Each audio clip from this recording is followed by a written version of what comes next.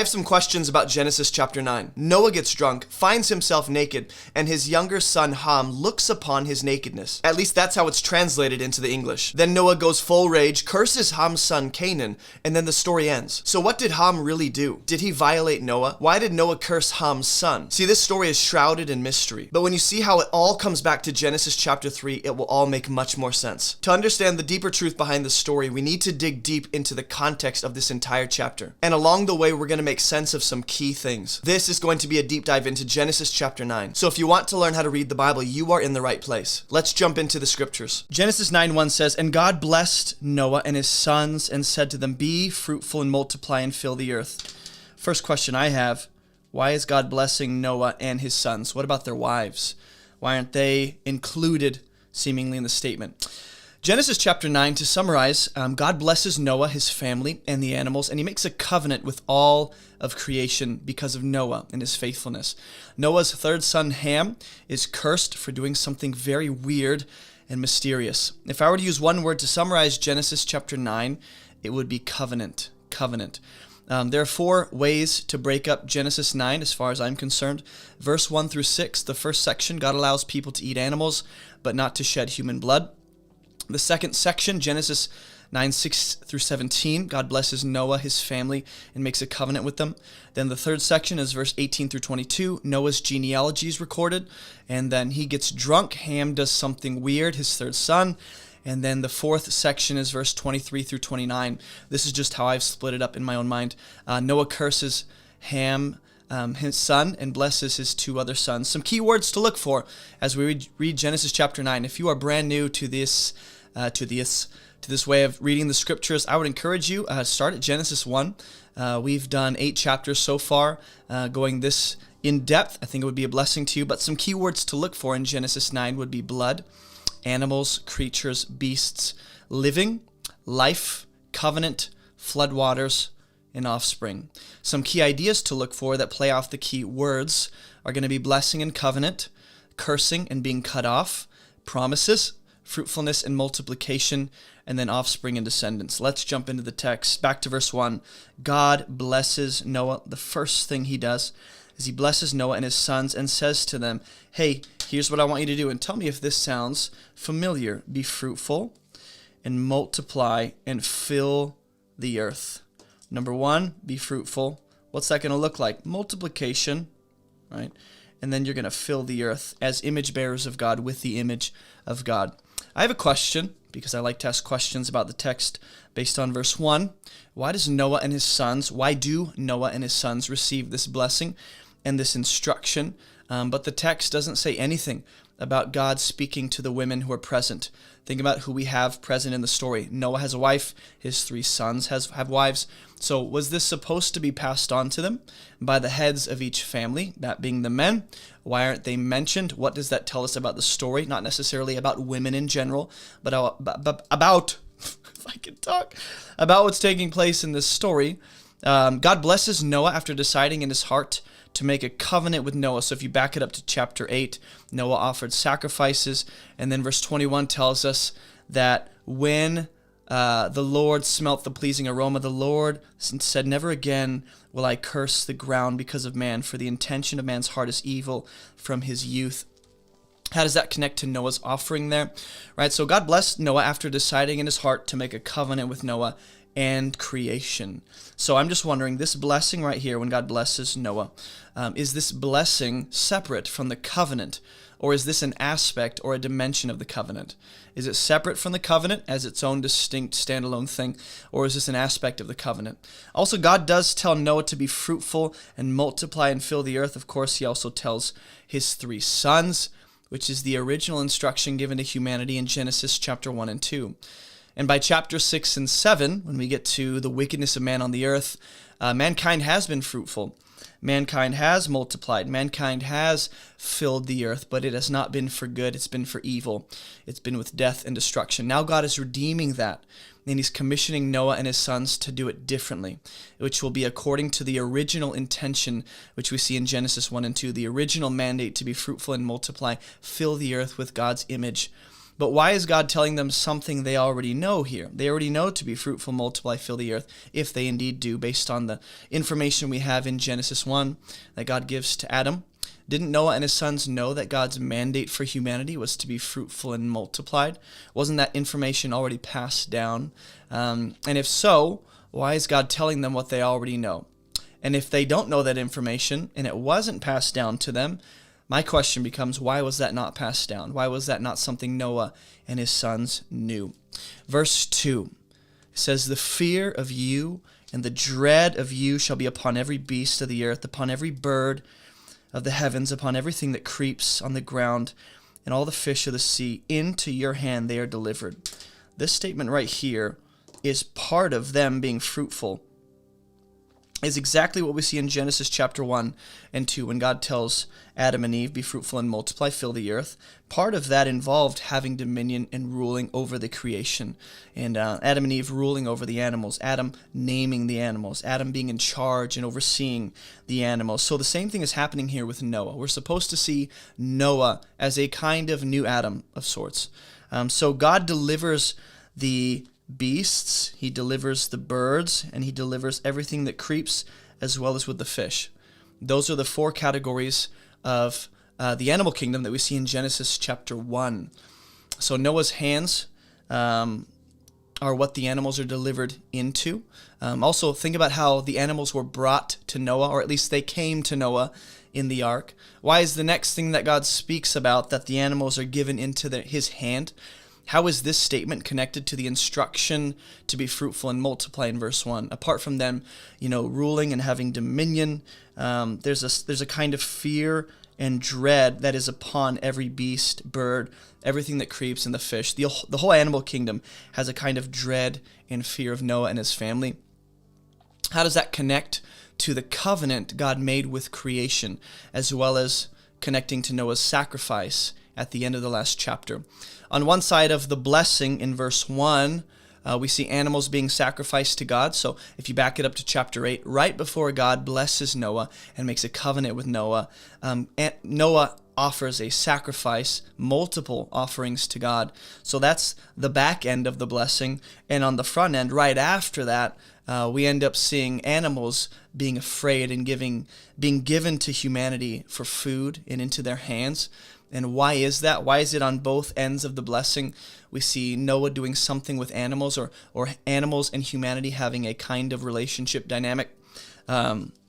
So moving on, as we navigate verse 2, we have not yet seen the idea of animals being in fear or in dread of humans, but we have seen God tell Adam and Eve to have dominion, rule over them. And do these ideas play off each other? Is this just an escalated version of that? Also, what does it mean for the animals to be in dread and in fear of Noah and his family? How does that relate to the animals being delivered into humanity's hands? Does this involve every animal being given as food, like we see in verse 3? Every moving thing that lives shall be food for you. So whether it's fish, everything that creeps, birds, beasts, God says every moving thing is food for you. As I gave you the green plants, I give you everything. And this is a reference back to Genesis 1 and 2 when God made humanity and the creatures to feed off the green vegetation. And now God is adding, which I'll get to that in a minute. But God says they'll be in fear of Noah. And I go, okay, based on the story and how it's progressed, why is that fear coming into play now? Why is God making this statement or this a reality now? And is this something new that God hasn't done yet? Is this a modified version of the original relationship between mankind and animals in the garden? How was Noah's relationship with the animals on the ark different than his relationship with the animals now? Also, if we read verse 3, back in verse 2, God said the animals would be in fear of Noah, in dread of Noah. They're delivered into his hands. And we see that with Adam and Eve in Genesis 1 and 2. They're given dominion over the animal kingdom, but there's no such statement as this given to Adam and Eve. God never says every moving thing that lives will be food for you. This is a new statement and a new instruction that God gives to Noah. Not necessarily anything to do, but permission. So, just reading this, is the animals having fear of being eaten and consumed? Is that part of being afraid of Noah. Also, God is the one who delivers things into the hands of mankind. It's a theme that we'll see all throughout Scripture, whether it's kingdoms or peoples or whatever it is. God is the one over, and this is a theme all throughout the Bible. God will tell King Nebuchadnezzar in Daniel that he gives the kingdom of mankind to whomever he pleases. God will tell Pharaoh, this is why I've raised you up, to show my glory to the nations. Jesus will tell Pilate, you would have no authority unless it was given to you from above.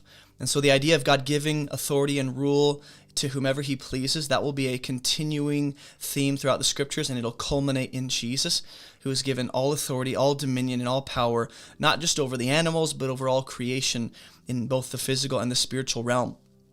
And then this is the first time we actually see this word in the Hebrew translated in the English, transliterated into delivered, or translated rather. I was correct the first time. And it has to do with animals being put under Noah and his family for food, which is why they're going to have fear and dread of Noah. Why is this relationship changing between man? I know I'm focusing a lot on that, but I think that's actually going to develop more throughout the biblical story, mankind's relationship to animals, and at times it's kind of weird.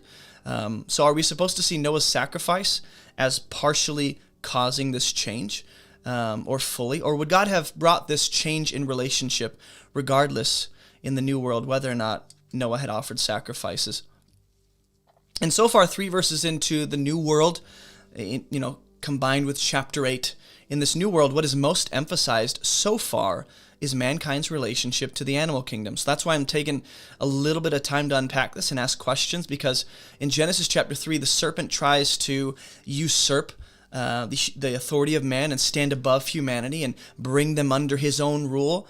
And here God restates the original intention for mankind is to rule over the animal kingdom, which is exactly the language used of Cain.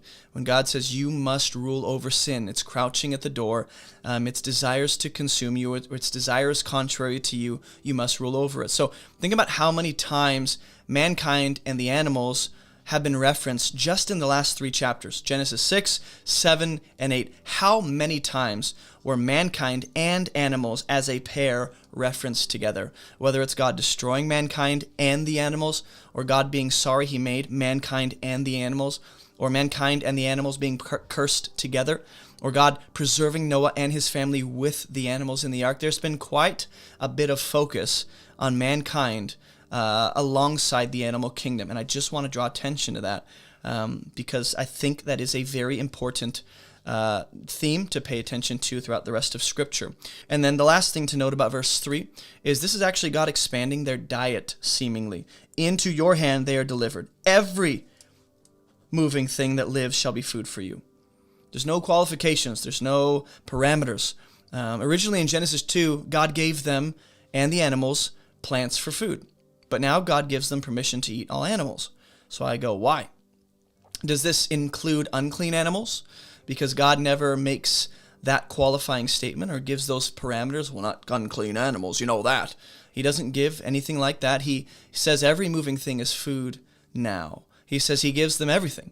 So would it be right to assume they knew unclean animals weren't part of that diet? And if so, why doesn't the text record God excluding unclean animals? And why is God expanding their diet now beyond what was originally given? What has changed? That's all I'm trying to note is over the course of the flood happening and them being preserved and now they're in the new world, what has changed to, I guess, create this new relationship between humanity and the animal kingdom? Does this mean that animals were not originally meant to be eaten and now God has made an exception? Was it considered wrong before God approved it here explicitly and actually said, you have permission, you're good. Just something to think about. Verse 4, but you shall not. So here's what God is going to say you cannot eat. So I think if God were going to exclude unclean animals or exclude certain animals, he could have very well done that. And the text has no problem making statements about what God says is not allowed. Okay?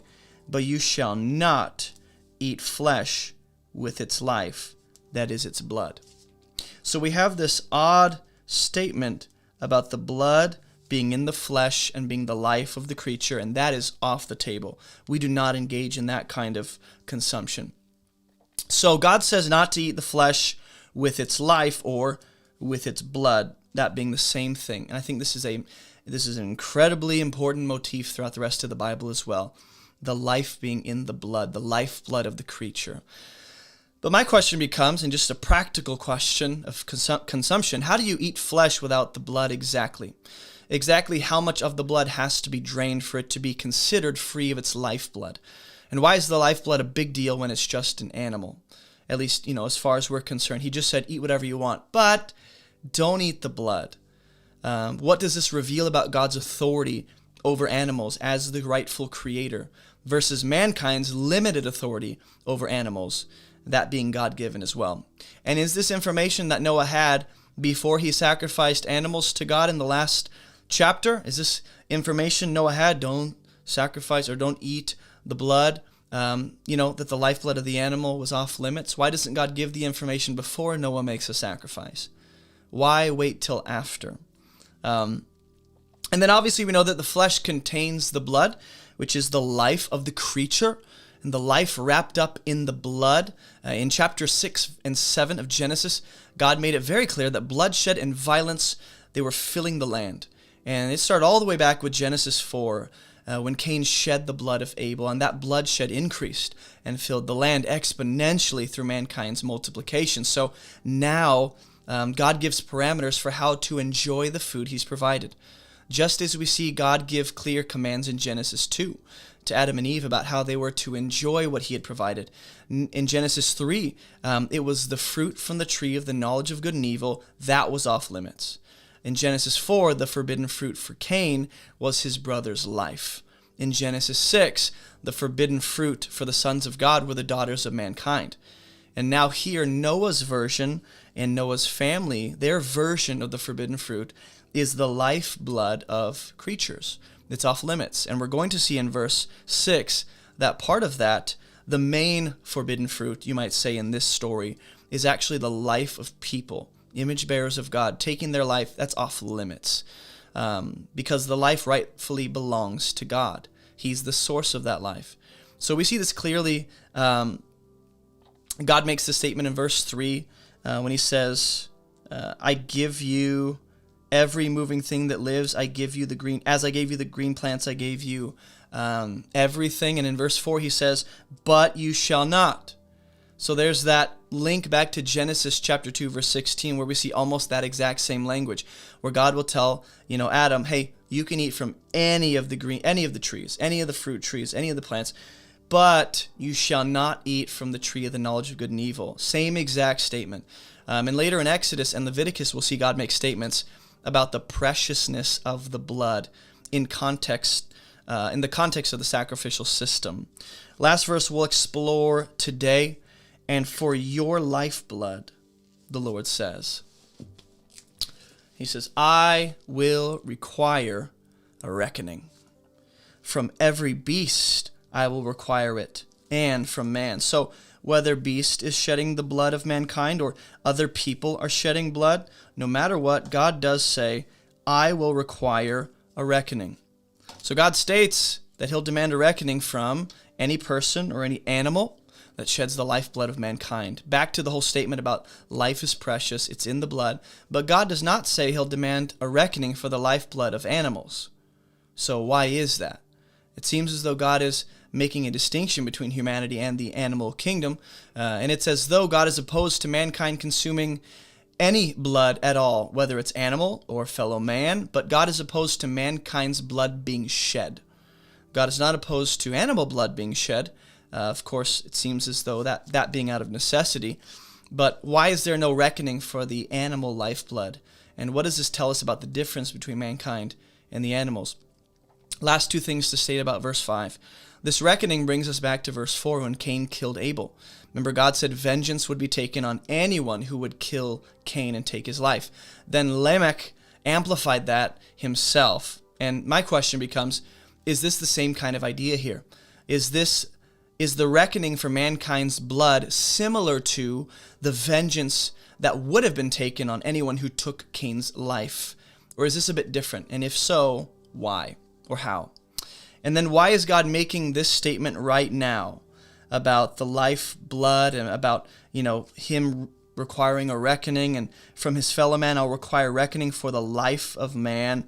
Why this clear statement about how strongly opposed he is to humanity's life being taken or humanity's blood being shed? What does this have to do with the sacrifices Noah made and the covenant God made with Noah and creation and the covenant he's about to continue making?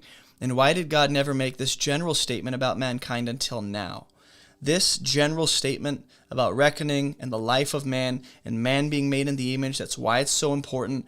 We don't see that kind of statement explicitly made until now, 9 chapters into Genesis.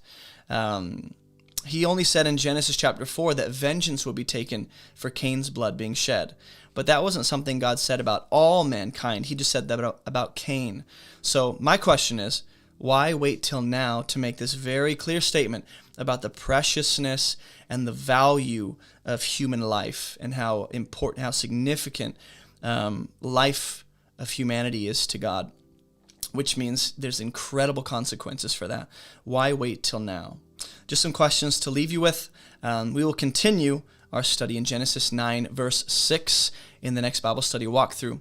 So I'll see you guys in the next Bible study walkthrough. Remember when Noah survived the flood with his family in Genesis chapter 9? Well, right after Noah offers sacrifice to God, God makes a clear statement about not taking human life. And why does it matter that humanity is made in God's image here? Also notice how God says he cut off the wicked from the land of the living with the floodwaters. This language is super important for the rest of the Bible. And this language will connect us to previous stories and future key stories in the Bible. Let's jump into Genesis 9, 6 through 12 to see what's going on here. Genesis 9, 6 says, "Whoever sheds the blood of man," which I'm going to highlight in yellow, the blood of mankind, the life of man right there at the end of verse 5, "by man shall his blood be shed, for God made man in his image." So I'm just going to highlight anything relating to blood and mankind, and then uniquely here, mankind being made in God's image.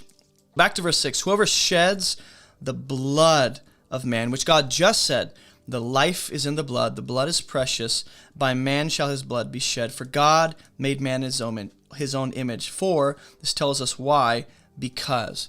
So there's this refreshing reminder that man is made in God's image, which is something clearly stated in the beginning. So this statement about mankind links us back to the creation story in Genesis 1 and 2, where we see God's original purpose for humanity. They were to be image bearers. They were to be fruitful and multiply and rule the earth and have dominion and fill the world with more image bearers. And this is to be seen as a fresh start here in Genesis chapter 9, a fresh start with Noah and his family, as if this is a kind of new creation story with Noah instead of Adam. God has selected another human to start over with. And instead of God telling Adam to not eat from the forbidden tree, we see God make a statement here to Noah about not taking the life of man who are made in his image, made in God's image. So this is to set humanity on a higher level than all the other earth creatures, which means humanity's value and significance and dignity is very high in the eyes of God. And it's based on them being image bearers of God. And so this is why there's such severe consequences for taking the life of someone made in God's image. The result is death, just as the result for Adam and Eve disobeying was death. They took the forbidden fruit, they brought in death. To take the life of mankind is to bring death upon yourself as well. Here, the image of God being related to mankind's blood being precious, the image of God is related to the blood of mankind, which is the life of man, or the life of the creature is in the blood. This brings us to Jesus. I know you're going, how? Just hold on. Jesus will come into the world as the express perfect image of God. He will be the image. It's very different than being made in God's image. Okay? Jesus will shed his blood as one of us. In other words, in our likeness, being in human form, he will shed his blood, right, to restore humanity back to the original image before sin, which is to be made in the image of Jesus now, who is the perfect, righteous Son of God. Let's go on to verse 7. And there will probably be other allusions to Jesus you might notice. "And you," God tells Noah in particular, "be fruitful We've seen this language already. Remember Genesis chapter 1 and 2. Be fruitful, multiply, increase greatly, and multiply in it. Twice we see multiplication referenced just in verse 7. So right after, I want us to think through this, how ideas progress, how they relate to each other. Right after God warns about taking life, he instructs Noah to be fruitful and multiply. Okay? So this warning in verse 5 and 6, which was a warning to not take human life, right? That warning is actually right alongside God's instruction to make more human image bearers and fill the earth and multiply. So to take human life, I want us to think through this. To take human life, which is precious to God and made in his image, is not only an affront to God and an offense to God, but it's fighting against the very work of God and the very purpose for humanity, which is to be fruitful, to greatly increase, and to multiply. So God has decided the worth, the dignity, and the value of every single human on the planet is equally cherished and valuable and loved in his sight. So the value of each person is based on God's very own existence and the very fact that they are made in his image. So to take life that God has made is to decide the value and worth of a person. When you kill someone, when you take life that is made in God's image, that is precious and full of value and significance and purpose, you are saying that life has no value and no worth as a creature. You've decided their existence means nothing and amounts to nothing. You've decided to end their existence in this physical form and offend the very God who made them uniquely special in his image. That's the idea here, is that there is purpose for humanity. Every image bearer of God on the planet has purpose and dignity and worth and value. So to shed life, or to take life and to shed human blood, is to work directly against that and to almost speak against what God says about humanity. This statement about increasing greatly, I'm just going to underline it for you. He tells them to increase greatly. It links us back to Genesis chapter 6, verse 5. When God sees the wickedness of mankind was great in the earth, it had become very great. It had increased greatly. Now, in Genesis 9, with Noah and his family, God wants humanity to do the opposite of that. God wants people to increase his image greatly in the earth. Not increase wickedness and violence and bloodshed and the image of the serpent, but to increase the image of God greatly in the earth. So that's what they're supposed to fill, that's what we're supposed to fill the earth with, is the name of God and his ways. Verse 8, then God said to Noah and to his sons with him. And I just want to draw attention to this, if I can gather my markers. I don't know where my other one went. God says to Noah, and God says to his sons, who are described as being with Noah. I think this is very important. As we've seen since Genesis chapter 6, if you've been tracking with us, to be with Noah is I think, a very important idea. But my question becomes, what exactly prompted God to make this covenant? He's about to say, behold, I establish my covenant with you and with your offspring after you. So this is why the sons here are involved in God saying this. So what exactly prompted God to make this covenant with Noah and all the creatures of the land? Was God going to make this covenant whether or not Noah offered animal sacrifices like we saw in the last chapter? Or is God making the covenant because of the fact Noah offered animal sacrifice to him? Is this just because of who Noah was and what Noah has done historically up to this point in obedience, building the ark, getting into the ark, staying faithful to God? Either way, I think we're supposed to see this covenant is for every living creature and for all the future descendants, but this covenant, Noah is a large part of it, huge part of it. Is this the covenant God spoke of in Genesis chapter 6:18? So if you go to Genesis 6:18, you'll see God tell Noah, and I will make my covenant with you. And that, my question becomes, is this the covenant he was referring to? As if to speak of a covenant he would make later on.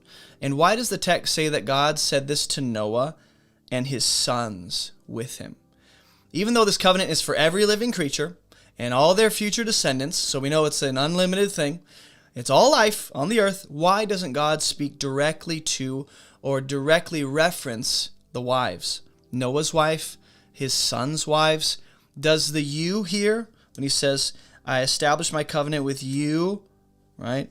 Does the you imply all of them? I think so, but it's just a matter of they weren't explicitly stated as being involved for some reason. Not to say they're not, but I think that tells us something about what God is doing specifically with Noah and his sons that will benefit and be for everyone else, including their wives.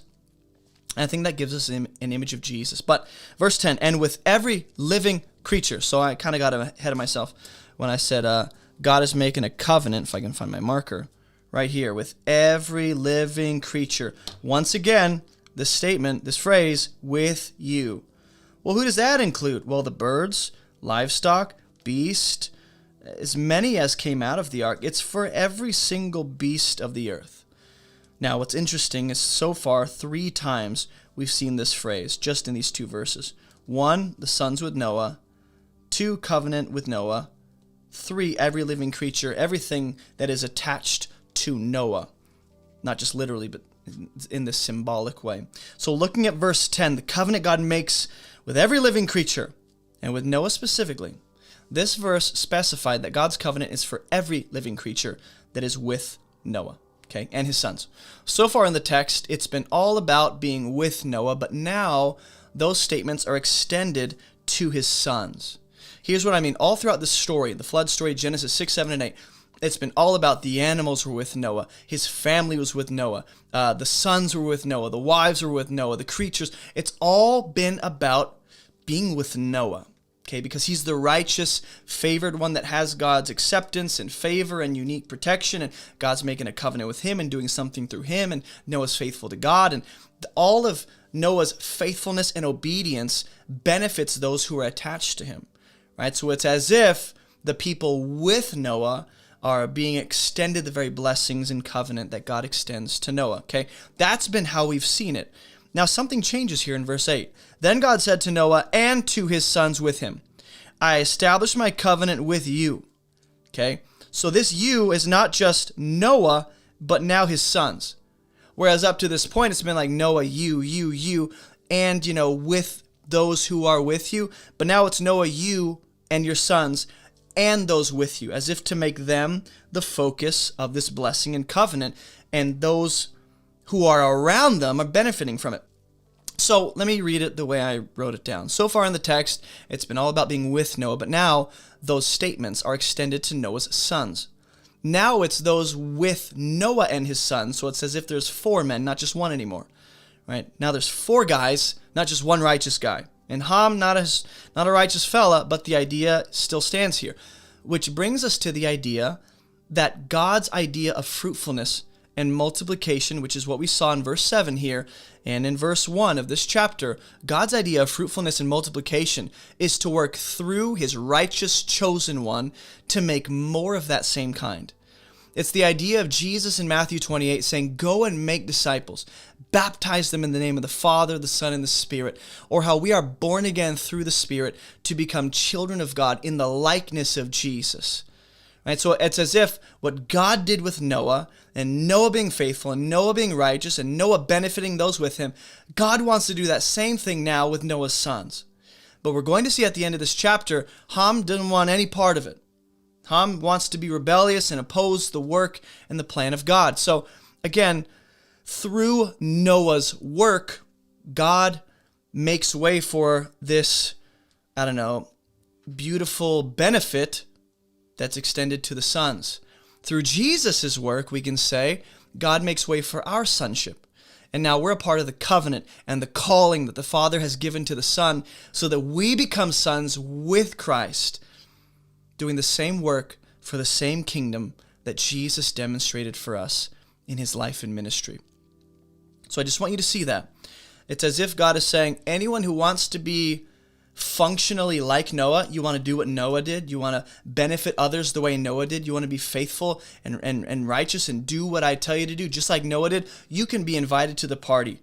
And now the sons are essentially extended that same invitation, not to the neglect of the women, but to just emphasize this unique, status they have in the family. And I think it's important the sons are emphasized because of how Ham is going to do something very weird at the end of this chapter. So God says this covenant is for every beast that came out of the ark. Okay?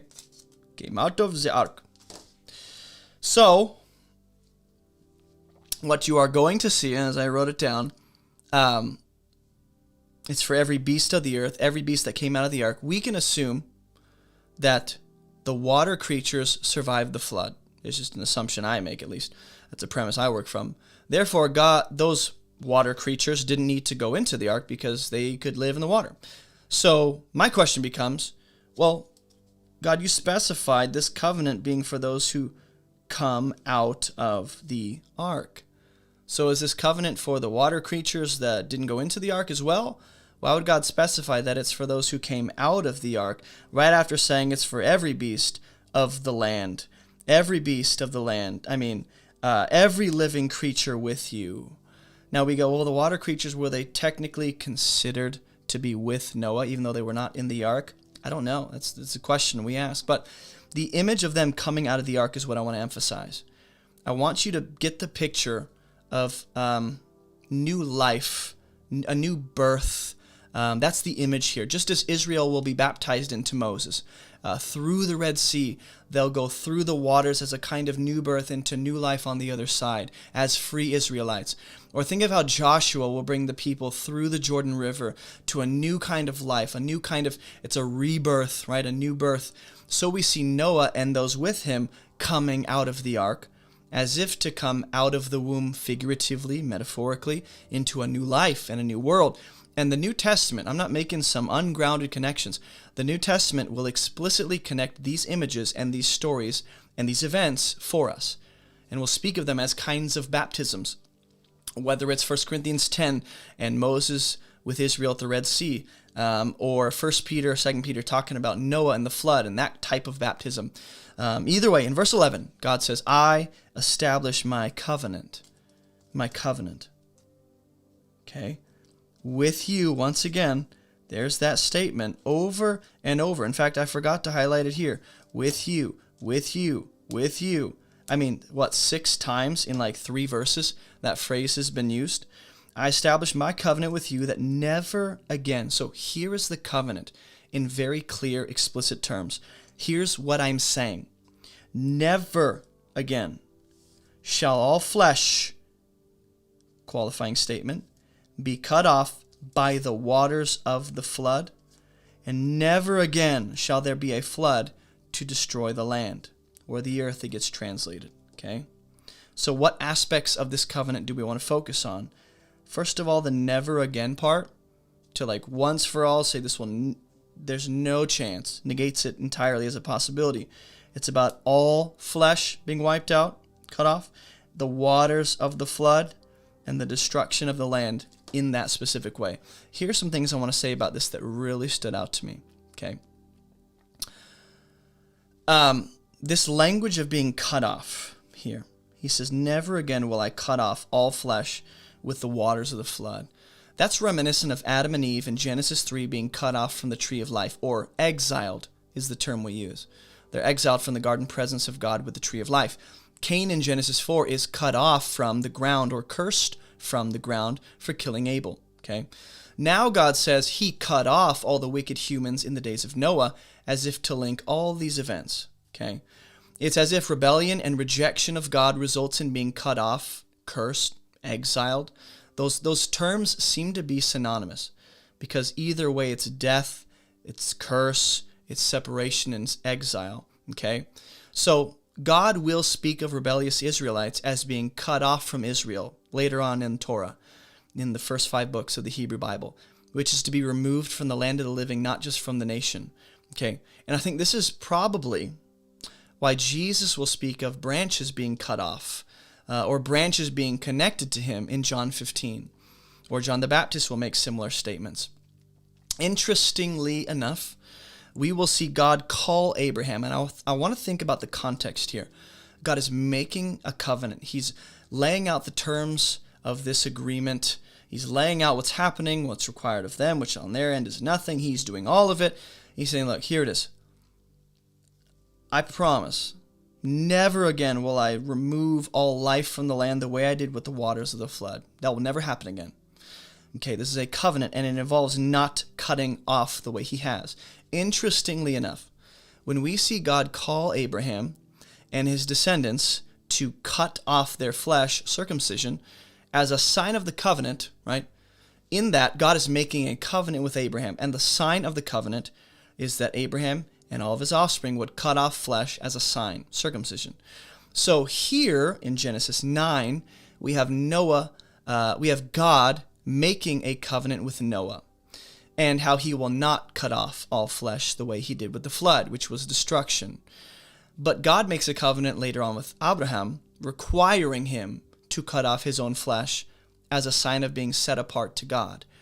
And through that covenant with Abraham, God will bring life, promote life, while in this covenant, God is also interested in preserving and bringing life. And I just want to draw attention to how those two covenants might relate, okay? Also, God's language here is that he will never flood the land again the way that he did to destroy all life. So God is promising he won't cut off all life in the same way he did with the flood of Noah. But I have a question. Why doesn't God promise to never destroy the land at all whatsoever in any way? Just something to think about. And then the last thing I want to look at is in verse 12. And God said, this, suspense, is the sign. What's the sign? God is going to say, here's the sign of the covenant that I make between me and you and every living creature that is with you for all generations. And he will get to what is typically referred to as the rainbow. He'll get to the bow in the clouds. But before we do, God's covenant here with Noah is one that he made with all of creation for all generations. That's the language we see. Every living creature. So you go, well, who is this covenant really for? We don't ever think of it like this, but technically we're part of this covenant. Every living creature, this covenant was made before the Abrahamic covenant. It was made before the Sinai covenant. It was made before the Davidic covenant, King David. Even though they all relate to each other and they're all built on this, Noahic covenant, the covenant made with Noah, with Abraham, it was for a select people, those who are a part of Abraham's household and lineage. While God's covenant with Israel at Sinai was specifically for that nation and anyone who had joined to them nationally, right, by taking on the identity of Israel. Regardless, okay, in this case, the covenant is for all generations, all people, every living creature, regardless of whether or not they're attached to any kind of person or nation, because, well, all people are going to descend from Noah one way or another. Through his sons, they'll just go on and on. So this covenant is extended to all creation, and I want us to think about that. This is the only covenant I can think of that God makes specifically on behalf of one righteous, favored, chosen one, where God makes a covenant with all of creation seemingly, every living creature, everything that breathes, everything on the land. Okay, and the only other time we'll see that will be with Jesus, which will be new creation. So I just see Jesus all over the story of Noah. But the covenant is extended to all creation because of their relationship to Noah. Since Noah is God's chosen righteous vessel to bring blessing and life, God extends the covenant to others through Noah because of his faithfulness and obedience and righteousness. And I just see that as an image of Jesus ultimately. How Jesus is the righteous, perfect, blameless, spotless Lamb of God who came down into our world to live the life we never could, to die our death, to raise to life in glory and victory, to do what none of us ever could. And through his work, God extends ultimate Sabbath, ultimate rest, ultimate blessing, ultimate life and abundance and salvation to any who would be with Jesus, anyone who would attach themselves to Jesus. That covenant is extended. And Romans 8 says all of creation is longing for the revealing of the sons of God. So we have creation longing for the glorification of the sons of God and our revealing in Jesus coming back. Creation in Jesus, the covenant, us, all of this, I think, is being symbolized in this story with Noah. And I think it's very important to notice. So we will pick it up in verse 13 in the next Bible study walkthrough. Until then, you guys read Genesis 9. Let me know what stands out to you, and I'll see you guys in the next Bible study walkthrough. Remember when Noah survives the flood in Genesis chapter 9? Well, God makes a covenant with Noah and the rest of creation. And for some reason, God chooses to use a rainbow in the clouds. What's with the rainbow, and why does God place it in the sky? I believe there's some deeper, beautiful truth behind this covenant. So let's jump into Genesis 9 to look at what's happening. Genesis 9:13, God says, I have set my bow in the cloud, and it shall be a sign of the covenant between me and the earth. And I think that is very important because up to this point, God has said a lot about the sign, or rather the covenant he's making with Noah and his sons and such. So, question about verse 13. We're going to stay here, and then we'll get to the story with Ham later on. Why is the sign of the covenant a bow in the clouds? You know, some questions that I like to ask about the text. What is the significance of this sign being in the sky? Why is God's covenant with the whole land or the whole earth here? Is he speaking of the world itself at large as creation, or is he speaking of just the inhabitants within the world?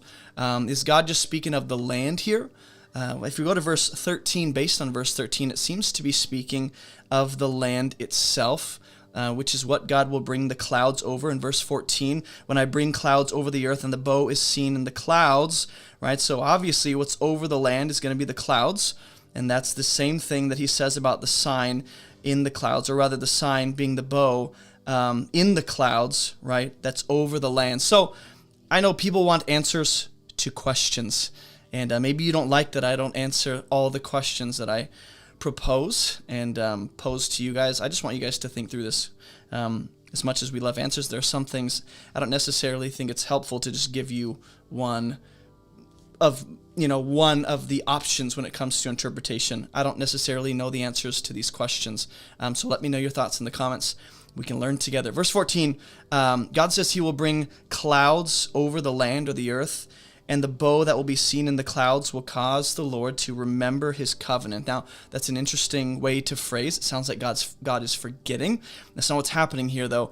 God brings the clouds over the land, and the sign of the covenant will be in the clouds. So I just want us to be thinking about what has already transpired with the flood and the waters and the land.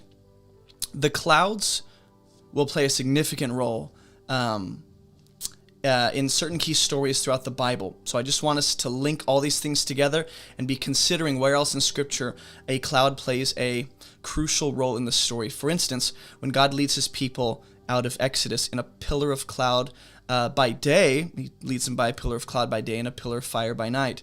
If you think about the tabernacle, there will be the cloud that will descend on the tabernacle to signify God's presence, taking up residency in the holy place.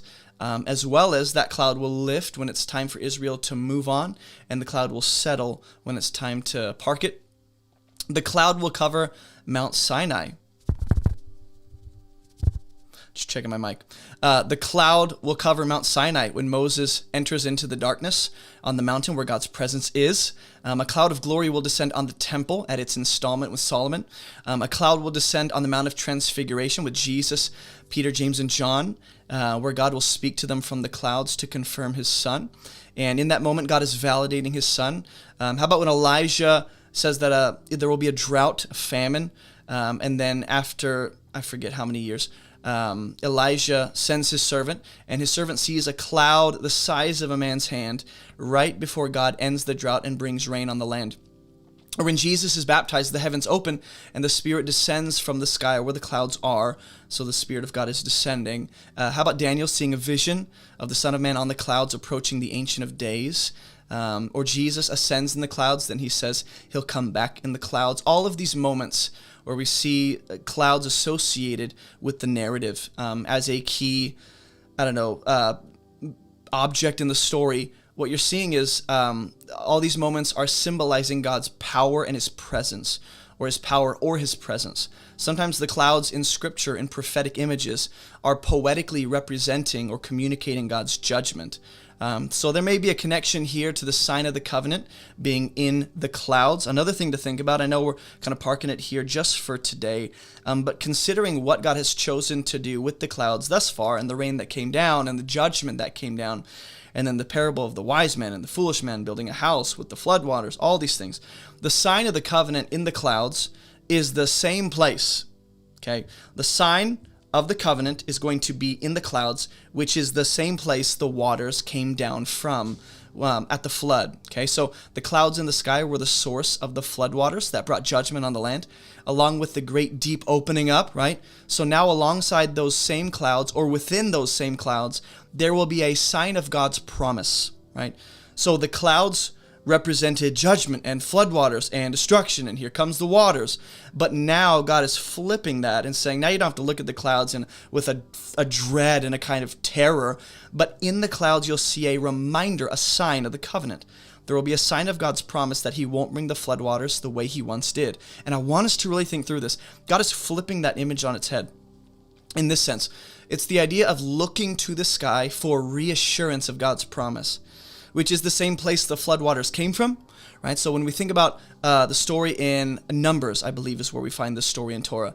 The bronze serpent Moses hangs on the wooden pole after the Israelites are all getting bit by snakes and people are dying and people are in pain. God tells Moses, hang a bronze serpent on this wooden pole to be an image of the snake that's inflicting pain and death on the Israelites, right?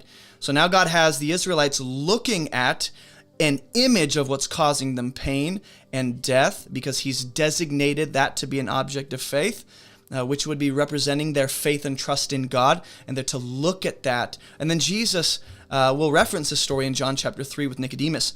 This is like Jesus taking our sin upon himself, being hung on the wooden cross so that all who look to him would be saved. He becomes an icon. In his very flesh, sin takes up residency, and sin is condemned in the flesh of Jesus, who became sin on our behalf, right? So this is why Jesus references the bronze serpent, not the blonde serpent, in John chapter 3, and connects it to his crucifixion. But my question is, thinking about all of this, why is the sign in the heavens or in the sky?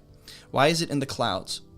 Rather than God placing the sign somewhere representative of the great deep opening up, why is the focus on the waters that came down rather than on the waters of judgment that came up from the land? So when you read the flood story, Genesis 6, 7, and 8, what you see are the waters coming down, the windows of the heavens opening up, right?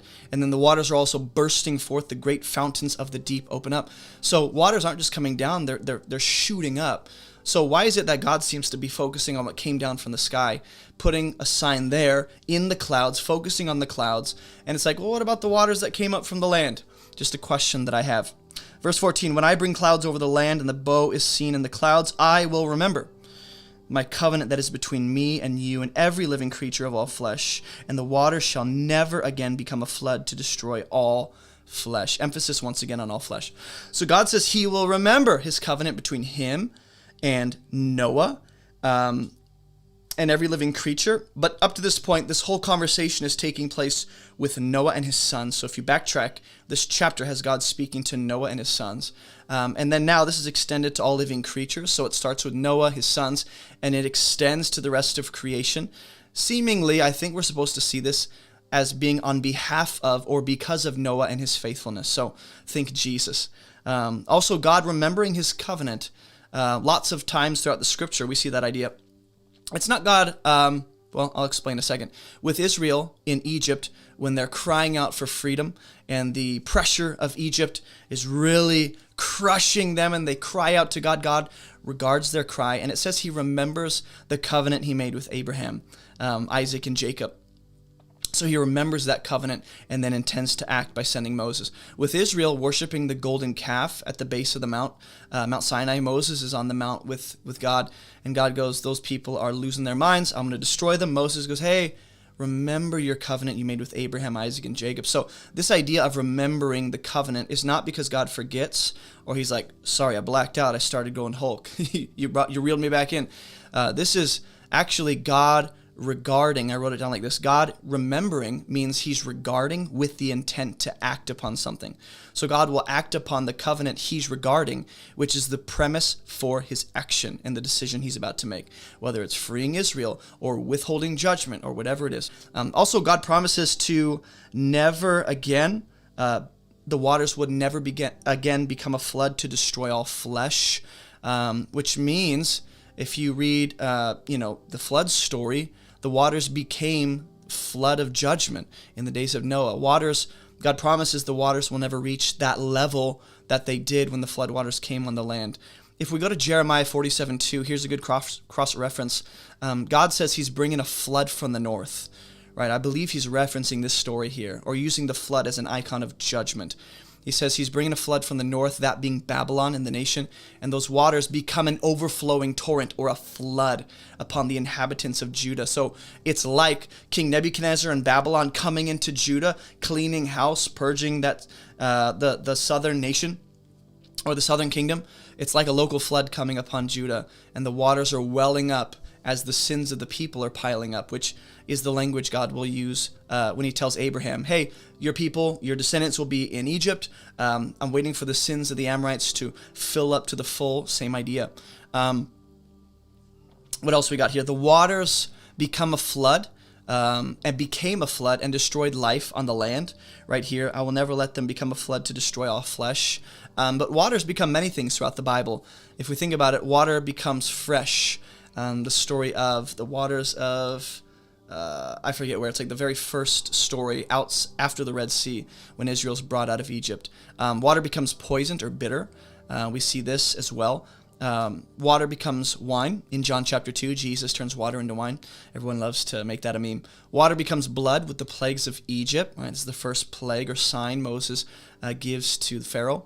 The idea of waters building up is not always negative, though. In John 4, Jesus actually tells the woman at the well that he gives living waters that well up in the hearts of people to eternal life. So this image of water piling up as judgment here in the flood story, it gets flipped upside down to become a good thing, right? So not the waters of judgment, but the waters of life. Water can destroy if it's uncontrolled and untamed. It's just chaos.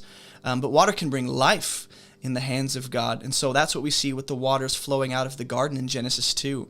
The waters are flowing through the Garden of Eden, as well as the waters flowing out of the New Jerusalem in Revelation and Ezekiel's vision.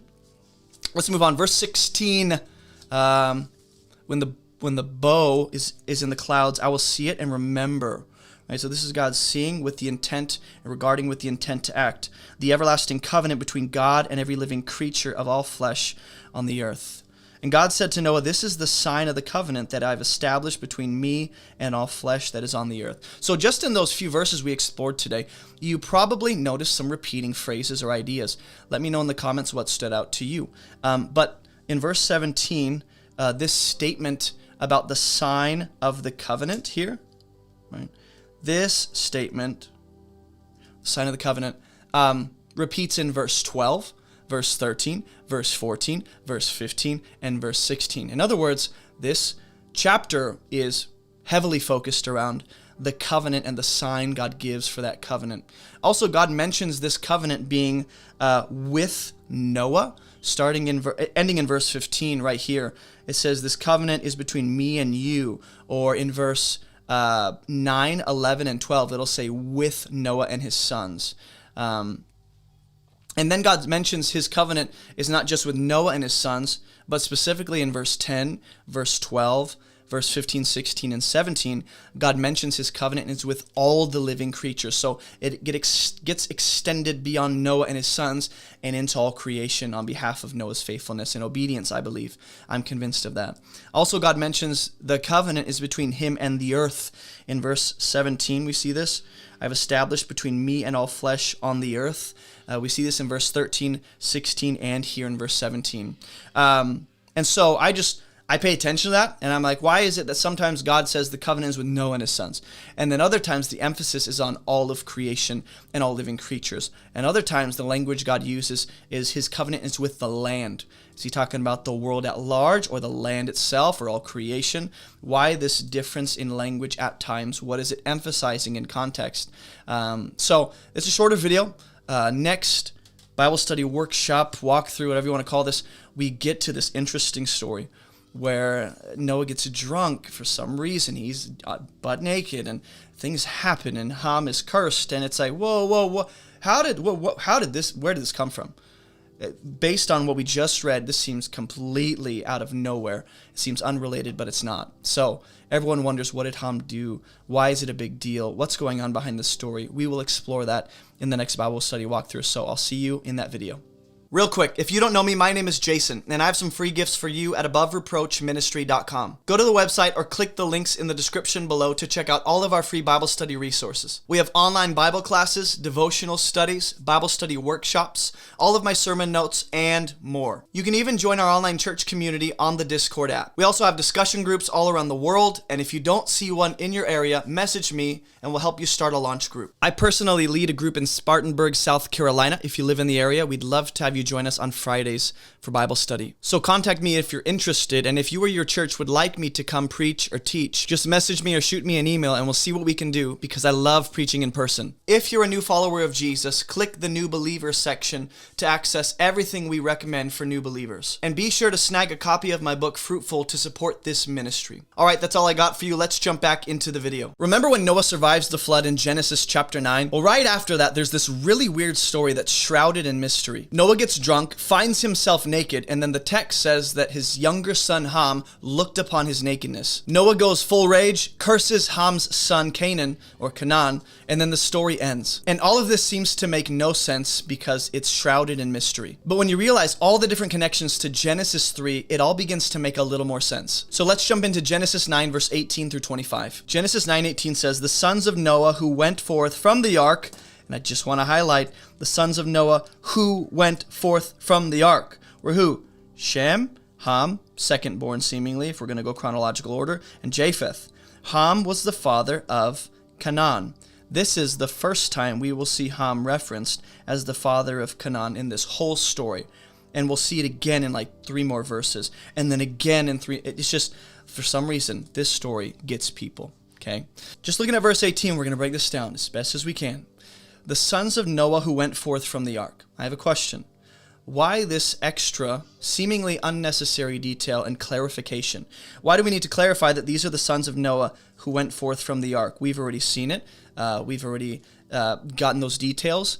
My question is, not to say I'm suspicious either way, but is this to distinguish between Noah's sons that were on the ark versus Noah's sons that weren't on the ark? Now, I know the text does not record Noah having any other sons, so we don't want to go beyond what the text records. And we're not going to speculate either way necessarily and say, we can absolutely say, but did Noah possibly have any other kids throughout his life? I don't believe we can say definitively yes or no, okay? I don't believe either side can say, well, absolutely not. Well, and absolutely yes. You can't really definitively, stake a claim like that. Because he's recorded as having Shem in Genesis 5, I believe, when he's 500, right? So what did he do for 500 years before that? Did he not have a wife that whole time? Was his wife barren that whole time? And it's like a miraculous kind of situation like we see with Rebecca or Elizabeth or Sarah. It just seems unnecessary to me to state that, oh, these are the sons of Noah that came out of the ark.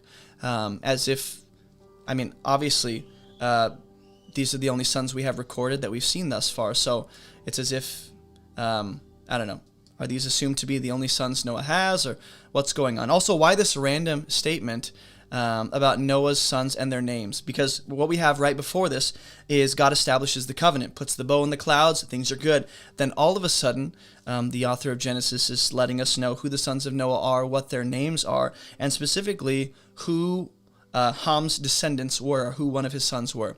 So it just seems kind of out of place, kind of unrelated. I think when I read this, it's actually building anticipation in us for something to happen with Noah's sons, and that's exactly what happens. How does this relate to the previous section, all about the covenant God made with the land and all living creatures? What is the connection between God's covenant and Noah's sons being named here specifically and individually? Verse 19, these 3 were the sons of Noah. Now, when I first read this, I thought maybe there's a connection between 3 and they're coming out of the ark, like Jesus 3 days coming out of the tomb. I don't necessarily see that, but just as an example, when you have suspicions like that or thoughts, like just pray it through, look at the rest of Scripture, validate those conclusions, meditate on it a little bit. Maybe there is something there, but either way, these 3 were the sons of Noah, and from these the people of the whole earth were dispersed. So, this statement about the people here being dispersed and the people coming from these 3 sons, right? There's 2 things said about them. People of the earth here are dispersed. Number 1, they come from them. So why this random statement about Noah and his sons before this? And the statement about the people of the whole earth dispersing seems to be a reference or even an eye towards the Tower of Babel. Even though that hasn't happened yet chronologically in the story, I think you can look back in hindsight as a reader, as someone receiving the scroll of Genesis, knowing, yeah, I remember the Tower of Babel happens after this. But my question is, why mention that the peoples of the whole earth came from these sons?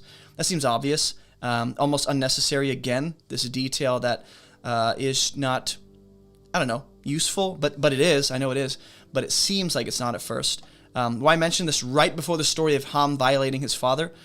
Somehow, whatever that is. And why mention that the nations are dispersed and come from these three sons right after the covenant God made with Noah and his sons? It just seems like an abrupt transition, in my estimation, when I read this, it seems like an abrupt transition between topics that don't seem very related. Also, we're about to read about Ham's big mistake. Okay, what he does is weird. Are we supposed to understand his failure and his story in light of Noah having only three sons? Are we supposed to, understand and interpret Ham's mistake in light of the nations descending from these three sons? Are we supposed to read Ham's story in light of the covenant God just made, as well as the warning that God made about don't take human life, don't shed human blood? Are we to see Ham's mistake in light of the connection between the command to be fruitful and multiply and fill the earth? And if so, if we answer yes to any of those questions, like, yeah, I think these are related, could Ham's big mistake somehow involve a dimension of each of these things? Mainly, might Ham's big mistake somehow relate to offspring, fruitfulness, violating God's command to not shed blood or diminish people made in his image? I just want you guys to be thinking through this, because sometimes the text is foreshadowing and, building your expectation properly to know what's about to take place. Now we get to the weird story. I'm just going to highlight some details. Hopefully you resonate with what I'm highlighting here. Noah began to be a man of the soil, and he planted a vineyard. Okay? I want you to be thinking Genesis 1, 2, and 3 as we read this. And then I'm going to make the correlations for you, and we'll end. And I think my mind was blown. I hope your mind is as well. He drank of the wine and became drunk and lay uncovered in his tent. Right? I'm just highlighting any details that I'm correlating to Genesis 3 if you know the story of the fall of man. Okay, and Ham, the father of Canaan, saw the nakedness of his father, told his two brothers outside. Then Shem, I just noticed something I didn't see earlier. This is why we read. Then Shem and Japheth took a garment, laid it on their shoulders, walked backwards, and covered the nakedness of their father. Their faces were turned backward, and they did not see their father's nakedness. I think the face is important. When Noah awoke from his wine and knew what his youngest son had done to him, bum, bum, bum, what is that thing he did? He said, cursed be Canaan, a servant of servants he shall be to his brothers. Now, before we get to 26, 27, 28, I want to back it up, and I want to break this down as neatly as I can. Noah is said to be a man of the soil, and he plants a vineyard. This setting seems very reminiscent of the original creation story. Seems very familiar. God makes man of the dust. God plants a garden in the east, places the man in the garden, tells him to work the garden. And so I believe we see another man God has chosen to partner with and work with. We have a kind of new creation, a new world after the flood. We have a new man working the soil. We have a new man being a kind of gardener like Adam. So it's like, hey, he's kind of like a new Adam of sorts in a new kind of world and at the new story being told. We have this man ruling. If you read the rest of this chapter before this, God said, I give to you all the animals. I give them into your hands. So we have this man ruling and having dominion over the animals with the other people who are present, just like God gave Adam and Eve that dominion and rule. We have a command to be fruitful and multiply right before this, just like God told Adam and Eve when he made them, be fruitful and multiply, fill the earth, cultivate, all that stuff. We have God already give instruction on what to eat in the last few verses. Go to verse, I think it's 9 through 10. And God gives a command or instruction rather on what to eat and gives permission to eat every living creature except people, of course, and except the blood of animals. So we have something off limits in the midst of incredible access. Like God tells Adam and Eve, look, I've created this whole free world, all the trees you can eat from, just one tree do not. So we have this forbidden aspect in the midst of all this access, right? We have the fruit of the vineyard. He becomes drunk from the wine and lays uncovered in his tent. Just as Adam and Eve consume the forbidden fruit, we have Noah consuming what comes from the vine, the fruit. And then Noah becomes intoxicated. His senses are affected, right? Just as Adam and Eve had their senses affected or their eyes opened to know that they were naked, right? So we have Noah also laying uncovered in his tent. He's naked, just as Adam and Eve, after they consumed the fruit and ate from the forbidden fruit, they realized they were naked, right? So they tried to cover themselves up. We have here the nakedness of Noah being looked upon by Ham, the second born. Ham is looking at, he saw the nakedness of his father, and he told his two brothers outside. So there's something about reminiscent here, at least for me. We have nakedness being looked upon by Ham. Just as Eve looked at the forbidden fruit after the serpent said, it'll make you like God. She goes, and she saw it was good for food, pleasant to the eyes, and desirable to make one wise, right? So she and Ham both seem to have this same lustful desire where they look at something with a kind of lustful appetite and desire for, which is outside of God's will and God's purpose. We also see Ham tells his brothers, just like Eve is told by the serpent to eat the fruit, and then she tells Adam, no, you can eat from the fruit here, and she gives to him. I see that same thing. Then Shem and Japheth took a garment, laid it on both their shoulders, and walked backward, and covered the nakedness of their father. So Shem and Japheth have, I guess, like they're just, I don't know, they have done nothing wrong. So it's as if they're cleaning up a mess that isn't necessarily theirs. The two brothers are outside, it says. They're outside and then they come in. I think the two brothers being outside seems reminiscent. Maybe this is a stretch, but as far as I'm concerned, they're outside the tent where the nakedness and things happen, just as the cherubim are placed outside the garden to guard the way back to the tree of life. And the two brothers play a kind of guardian role. They're covering or guarding the nakedness of their father, right? We also have Shem and Japheth covering their father's nakedness, just as God covered the nakedness of Adam and Eve. Except Shem and Japheth turn away. They're walking backwards, whereas God actually takes it all head on and confronts that human shame and deals with it. And even though it wasn't his mess, he covers it, just like Shem and Japheth kind of do here. Also, Noah here, he woke from his wine and he knew, just like Adam and Eve knew they were naked. He knew it his youngest son. Interesting. I guess Ham is his youngest son. I wasn't wrong. Okay. Ham is you learn things as you go. How did I not read that earlier? Ham is the youngest son. When he knew what his youngest son had done to him, and maybe this is not chronologically, maybe I am onto something.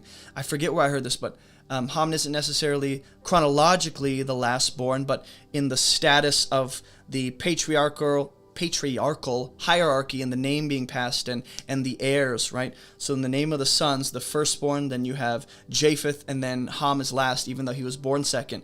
He has that status of last. I think that's what takes place here, actually. I think we're supposed to see that, like, hey, he's not the youngest. Well, he is in the hierarchy of rights and status and privileges and inheritance and all that, and continuing the name. But either way, Noah, I didn't see that earlier. Noah curses Canaan. He says, cursed be Canaan, a servant of servants shall he be to his brothers. So Noah curses Canaan after realizing what Ham did to him, just as God gives consequences to Adam, Eve, and the serpent for their actions. So we see Canaan cursed here, but in Genesis 3, God curses the ground with Adam. A human curses another person here, so this is not God cursing. This is Noah, a human being cursing another human. And God didn't even curse another human in Genesis 3 at the fall. He cursed the ground. So also an interesting, almost like play off each other. And then the last thing, Noah's curse upon Canaan, because of Ham's actions, is a lowered status. He's humiliated. He's brought to a lower station, just as the serpent was told he would eat the dust of the ground and crawl on his belly. To note, the serpent was lowered to a lower status. It's as if Ham here is functioning as the crafty serpent trying to take what isn't his. And if the serpent was trying to rise above humans in Genesis 3 and trying to usurp their authority and rule over them by undermining their authority, it would make sense that Ham is doing something similar here. So I think we're getting an idea of what Ham is doing. Even if we can't nail down the specific action, we can nail down the purpose and the intent and the heart. Somehow uncovering Noah's nakedness is disrespecting, dishonoring, and even possibly, very likely, usurping Noah's authority and undermining his position as the patriarchal head. And up to this point, Noah has functioned. We've seen him do certain things and relate to God in certain ways where it's like, he looks like a priest. He seems to be functioning like a priest in service to God on behalf of others. And so, considering that, up to this point, Noah's functioned in a kind of priestly role in several different ways. It's as if this is a son going for the priestly authority and status of his father, which I know that sounds like a stretch, but when we go to the story of Nadab and Abihu, Aaron, the high priest, his two sons who are installed into service, they do something very similar. I think these two stories do parallel each other. They do connect. So they're doing something. Their father, Aaron, seems to not be involved in the crime necessarily, but just go read the story. And at least the serpent here has, in Genesis 3, the serpent has a jealous eye for humanity's unique priestly role in the garden. As the rulers over God's world, he seems to have a jealous, hateful, spiteful eye towards them. And I think potentially that carries over into what Ham is doing. I don't think that's purely speculative. I think when you read all these different components and what's happening here, you really get a flavor of what Ham is doing or what he did and why Noah reacts the way he does. And also consider the offspring is part of the curse. Just like when God brought Eve her consequences and said, well, I forget what he says, but it's about her seed being at enmity with the serpent's seed, or he says that to the serpent. Either way, the seed is part of the consequence. Same thing here. So there's too many components that are so similar to Genesis 3 to ignore that correlation. So that's all we have today. We are going to continue unpacking this. I know we didn't get to the what did he do and what is it likely that Ham is being cursed for. That will be in the next video, though it probably won't, scratch your theological, intellectual itch the way you're hoping. I don't think you'll get the answers you necessarily want, but it'll be good. So we'll continue this story and this conversation in the next Bible study walkthrough when we talk about Ham and what I believe he really did. Remember when Noah survives the flood in Genesis chapter 9? Right after that, there's this weird story that's shrouded in mystery. Noah gets drunk, finds himself naked, and then his second-born, Ham, does something very odd to him. The text says Ham looked at his nakedness. Noah goes full rage, curses Ham's son, and then the story ends. So what did Ham really do? Why was this such a massive deal to Noah? Why does Noah think this deserves a curse? Let's jump into Genesis 9, 18 through 25 and find out. So we are here in Genesis 18, verse 25, where Noah says, "Cursed be Canaan," and this is Ham's son, "a servant of servants shall he be to his brothers." Now, we're familiar with Canaan and their role in the Old Testament and the nation of Israel, how they relate to each other. Now, I want to go back and ask some questions that I think will give us deeper insight into potentially. I know you're wondering, just tell me what happened. I personally am not confident enough to say I know what Ham did. I have some theories, I have some ideas, and I just want to present them to you as honestly as I can. So Noah began to be a man of the soil, and he planted a vineyard. Okay, so I have a few questions just about that, and I believe asking questions about the text will give us deeper insight. I'm like sure of it. I've seen it myself. How much time has passed since they came out of the ark when we get to this point in the story? And there are some questions that can't for sure be answered. Like, we don't have the data. You can speculate. But just by asking these questions, it might prompt other thoughts and other revelations and insights into the story. Maybe you won't answer that question directly. Maybe we don't know. But that prompts something else in you to go, oh my gosh, that makes sense. So why did Noah become a man of the soil and specifically plant a vineyard, right? Did Noah know what he was doing when he was getting drunk, planting a vineyard? How long did it take for Noah to learn about fermentation and how much needs to be consumed to get drunk? How much experience did he previously have, or how much history did he have with, the fruit of the vine and getting drunk that we don't have recorded in the story, of course, so we can speculate, but these are just questions I ask that, of course, we can't for sure answer, but I believe they're helpful in guiding us on the right journey. Did Noah even know what drunkenness was and how drunkenness worked? So I think we take these things for granted when we don't ask questions. Was Noah intentionally getting drunk, or was this a complete accident? Was it common knowledge that drunkenness was not good, that it wasn't the will of God to have your senses dulled and nullified? And even before we have Torah, is this common knowledge? And if Noah was purposely getting drunk, was it an objectively wrong thing to do? Like, was he rebelling and dishonoring and disobeying God intentionally? Or was it something that he knew he was doing, but he didn't know it was wrong? Was it known to Noah? Just questions I have. He drank of the wine and became drunk and lay uncovered in his tent. Verse 21. Question I have is, why did Noah get uncovered? You can get drunk without being uncovered. You can get drunk without being naked. Okay? So how did this happen? Why did drunkenness lead to him getting undressed or being uncovered? Did he undress himself or did someone else do it? So just because Noah's literal nakedness is referenced here, we'll see Shem and Japheth cover his literal nakedness. That does not mean that that is all that's going on in this text. That does not mean that there's nothing deeper happening here. I believe potentially there are other things at play. So it's at least Noah's literal nakedness being covered. And so a question I ask is Noah wrong for laying naked? Is this something that God is going, this is not good? Or was this something God frowned upon? And why does it matter that he's specifically in his tent? Okay, verse 22. And Ham, the father of Canaan, saw the nakedness of his father and told his two brothers outside. It's interesting that they're outside the tent. How did Ham get in the tent? Also, why is Ham referred to here as the father of Canaan? Right? Why this passing statement about, and Ham, the father of Canaan? You're like, whoa, pause. Does he have this son right now? Does he have kids? Are we just supposed to look back in hindsight and know, and by the way, he's the father of Canaan? Why does that matter? Why is that important? If we don't even know who Canaan is till the next chapter, and we're like, oh, that's right, he's his fourth or third son. Like, why do we have this passing statement in reference to Ham and his son Canaan? What does Canaan have to do with this tragic failure in this story? Why are we told about him? Before we're formally introduced to Canaan in chapter 10, why this passing statement about him? What exactly did Ham even tell his brothers? It says he told his two brothers outside. What did he tell them? It doesn't say Ham actually uncovered the nakedness of his father. I think people imply and assume that. It says Ham, the father of Canaan, saw the nakedness. That doesn't have to imply uncovering, right? That could involve uncovering, but it does say he saw the nakedness of his father. So was this a passing glance? Was it a long, drawn-out stare with lustful intent? Is this somehow connected to Leviticus 18:7? If you read Leviticus 18:7, it says, God says, do not uncover the nakedness of your father. And you're like, what does that mean? Well, to uncover the nakedness of your father in that context, in that specific instruction, means to lie with your mother and uncover her nakedness, or to commit sexual acts with her.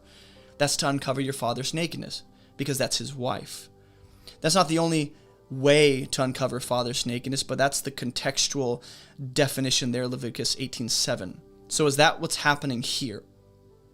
Because it says Ham saw, which is similar to Eve seeing the fruit, the forbidden fruit, and then she took. So, how did Ham even get in the tent? How long was he in the tent? What was the progression of events? Why don't we have that recorded? Did Ham have anything to do with either Noah's nakedness or his drunkenness? Or was Noah drunk and naked without Ham being involved?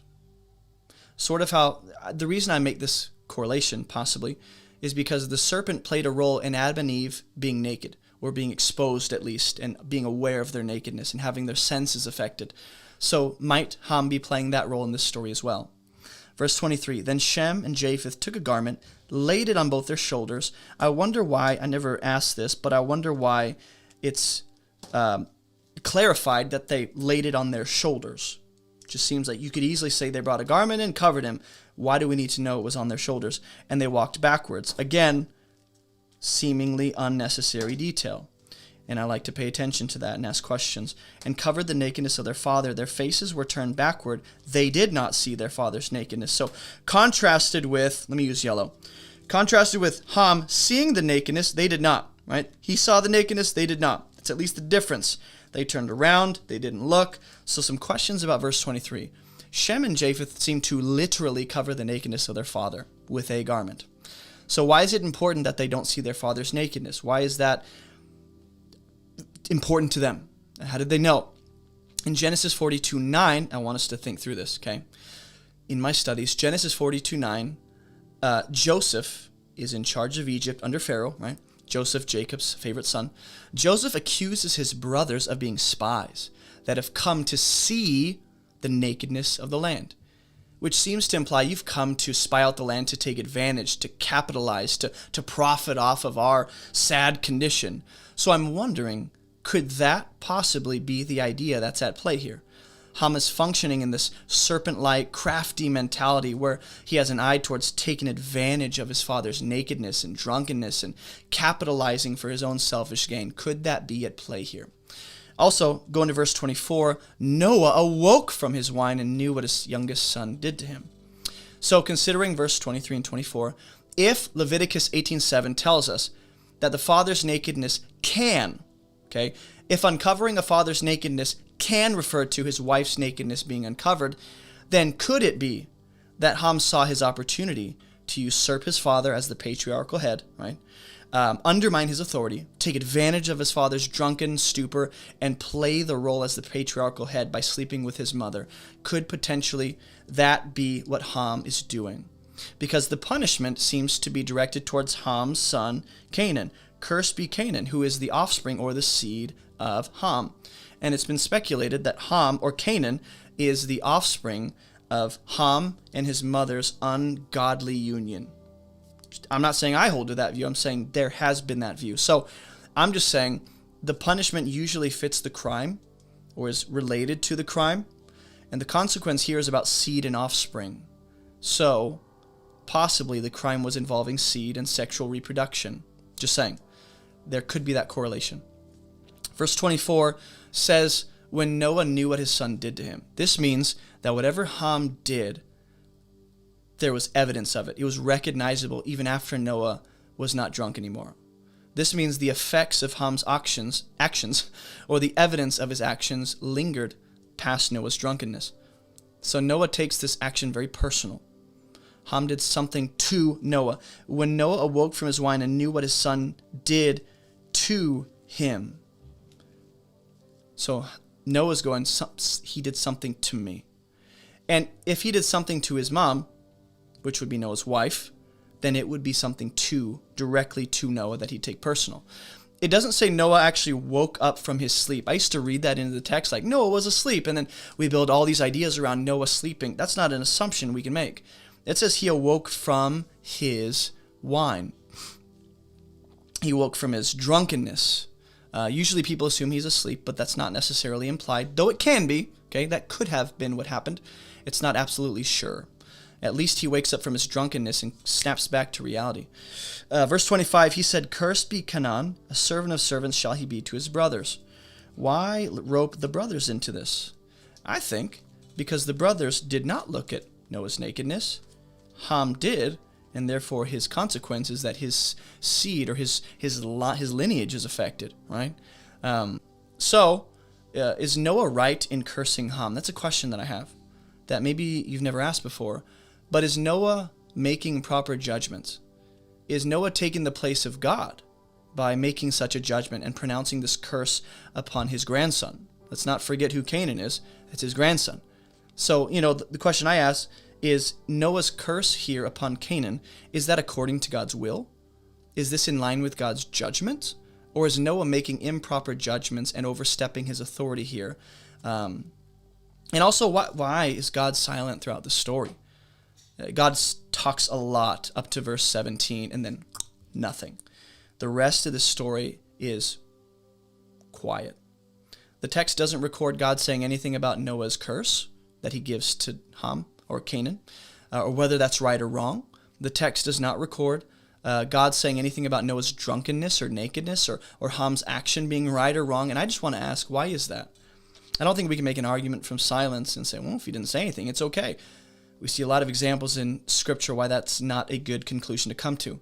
But also, question about Ham's son, Canaan. Is Canaan even born yet? Or is this a prophetic statement about Ham's future descendants? And Noah saying, when you have kids, I'm deciding his name's Canaan. Or maybe you already told me, Dad, when I have a son, his name's going to be Canaan. And Noah goes, well, Canaan's going to be cursed. If Canaan is born already at this point, and if Canaan is born at this point, and Canaan is the youngest of Ham. That means his other sons are alive at this time too, assuming Canaan is the youngest chronologically. But whether or not Canaan is born, why is Noah's anger directed towards Ham's son? Does this reveal something about Ham's crime? Because in Genesis 3, God curses the serpent and says his seed will be at enmity with the seed of the woman. So Eve and the serpent's consequences both have to do with seed. So I'm just saying, we potentially see that here with Ham. His seed is cursed. Verse 26, he also said, "Blessed be the Lord." Now it seems like Noah here takes a turn, a little bipolar. "Cursed be Canaan, blessed be the Lord, the God of Shem, and let Canaan be his servant." So it's like, whoa, Noah, what's going on here, buddy? You okay? Are you sure you're not drunk still? Why is Noah's curse for one son a blessing for the other two? Cursed be Canaan, blessed be the Lord, the God of Shem. And I'll get to the whole blessing God part in a second. Why do the other two sons get roped into this? And I think it's because they didn't look, they turned their backs, whereas Ham didn't. But elsewhere in Scripture, we'll see this idea of blessing upon one doesn't necessarily mean curse for the other. Cain and Abel. Abel was blessed and regarded with favor, and God said, well, Cain, you can be too. Cain had a chance to be blessed too. But when the evil are cursed throughout Scripture, it is a blessing to the righteous. We'll see this idea all throughout the Bible, where protection for God's righteous means judgment upon the wicked, and vice versa. So life for the righteous in new creation will mean the destruction of the wicked in God's new world. Also, God does seem to honor the curse and the blessing Noah gives. He's going to talk about Japheth after this. It doesn't mean God was in agreement necessarily, or that this was the ideal, but we do see kind of like how Jacob pronounces things about his 12 sons and their future. Same thing kind of happening here. Noah's speaking the future over his kids. Whether this is prophecy, and Noah's just like, he's seeing what's going to happen, or Noah's, prophetically declaring, this is going to happen, I'm cursing you, I'm blessing you. Either way, we do see these sons and their descendants experience pretty much what Noah said they would. And then why does Noah bless God? Blessed be the Lord. It doesn't say he blesses Shem explicitly the way he does with Japheth in the next verse. He says, may God enlarge Japheth, and we'll get to that. He says, blessed be the God of Shem.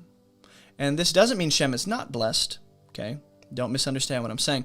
But it seems as though Shem's blessing is the result of being connected to God, who extends blessing, right? So because of his proximity and relationship to the Lord, because the Lord is blessed, so is Shem. And then verse 27, also note that part of Canaan being cursed, he's a servant of Shem, which you should think sounds like Jacob and Esau a little bit.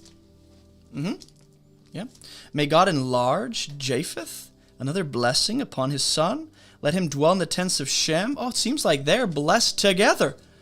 Like this is a brotherly blessing. But then it's, let Canaan be his servant. After the flood, Noah lived 350 years. All the days of Noah were 950, and he died. Why does this story end Noah's career? At least what's recorded. Why is this the end of Noah's story? It's a question I have. Here we see that sin causes a rift between family members, right? And the consequences of sin is ruined relationships. Just as we see with Adam and Eve in Genesis 3, and Eve's offspring with the serpent's offspring and Adam's relationship to the ground, the result of sin is that brothers are now in opposition to each other. Cain and Abel especially, we see that. Joseph and his brothers, we see that. It goes all the way down the line, getting to Jesus. Then verse 28, what did Noah do to for the remaining 350 years he was on the earth? It's a long life. Think about how Noah's anger and the cursing of his grandson relates to the story also of how Moses strikes the rock 2 times. I think that story is worth connecting here. One thing I do see similarly is Noah and Moses both seem to act out of character, overstep their authority, and act in anger towards someone that has wronged them. So I think that's worth meditating on at least. The idea of God's righteous chosen man lashing out, overstepping their authority, dealing with consequences, that kind of thing. So after the flood, Noah's life, boom, I want to end with this. What exactly did Ham do? We have all these components of his intent and the purpose and the results and what he was doing. And people speculate. Okay, I'm just going to say it like this. People speculate. Whether you're using ancient Jewish literature or commentary or whatever it is, you can't definitively say.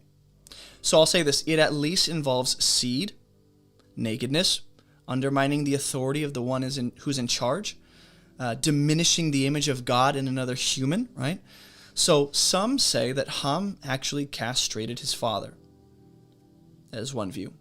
Some say that because of Noah being prevented from having more descendants and Ham stopping his seed, he curses Ham's seed. Some say that Ham actually slept with his mother or did something violating, and others say Ham just looked a little too long at Noah's nakedness. It was like weird. But consider every component in this story that parallels to Genesis 3. And I think you'll find out that what Ham did specifically, isn't necessarily the main point of the story. As much as we want to know, tell me what he did, that's not the point. It's the point that God made a covenant with all creation, knowing humanity would descend right back into the depravity we saw in Genesis 6. So, human history repeats itself. Without Jesus, humanity is stuck in a vicious cycle of death and destruction, with moments of light and life sprinkled in between, but we need Jesus to bring an end to that vicious cycle. Otherwise, we're just constantly descending back into the darkness. And that's what we see even with Noah and his sons. So it's the story of human rebellion and sin and wickedness on repeat. Even in the midst of a faithful man who was righteous and chosen by God, Noah, his sons, aren't going to follow in his footsteps. Not all of them. So that is how we're going to close out Genesis 9. We will continue in Genesis chapter 10. Let me know your thoughts, comments, questions in the comments below. And I'll see you guys in the next Bible study walkthrough. Hey, thanks for watching. Don't forget to share your thoughts and your insights in the comments. If you want to share your thoughts and questions about these studies, join us every Thursday evening at 8:30 p.m. Eastern Standard Time for a live discussion together. And thank you for supporting this ministry. Your support helps us accomplish our mission, which is to teach people how to read the Bible so they can live and teach it for themselves. We're only able to make all of these free resources because of generous supporters like you. So thank you very much for all of your support. Make sure to visit AboveReproachMinistry.com to check out all of our free resources. And as always, keep moving towards Jesus.